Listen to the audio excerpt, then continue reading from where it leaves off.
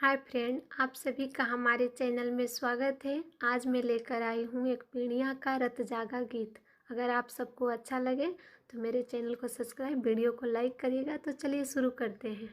करता मेरा हालो हो राम रसोइया के कर बाजेला बिरजा नारी बांसुरिया के कर बाजेला मचिया बैठली तू सासु हो बढ़ई तिनके कर बाजेला बिरजा नारी बांसुरिया के कर बाजेला कर कर बहुआ हो राम रसोइया जोगी के बाजेला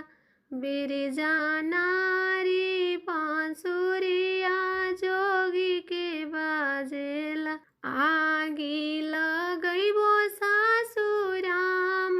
रसोइया जोगी के संगवा हम होइबो जोगिनिया जोगी के संगवा हम होइबो जोगिनिया जोगी के संगवा करता मेरा हालो हो राम रसोइया के कर बाजेला बिरजा नारी बांसुरिया के कर बाजेला ओ सारा बैठल तू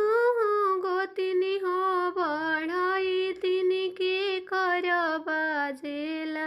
बिरजा नारी बांसुरिया के कर बाजेला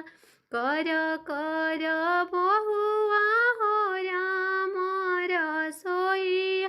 जोगी के बाजेला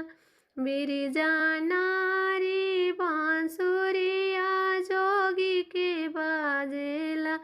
आगी लगैबो गोतिनी राम रसोइया जोगी के संगवा हम होइबो जोगिनिया जोगी के संगवा हम होइबो जोगिनिया जोगी के संगवा गुड़िया खेलत तू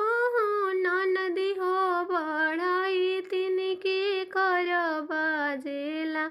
बिरजा नारी बांसुरिया के कर बाजेला कर कर भाभी हो राम रसोइया जोगी के बाजेला बिरजा नारी बांसुरिया जोगी के बाजेला आगी लगैबो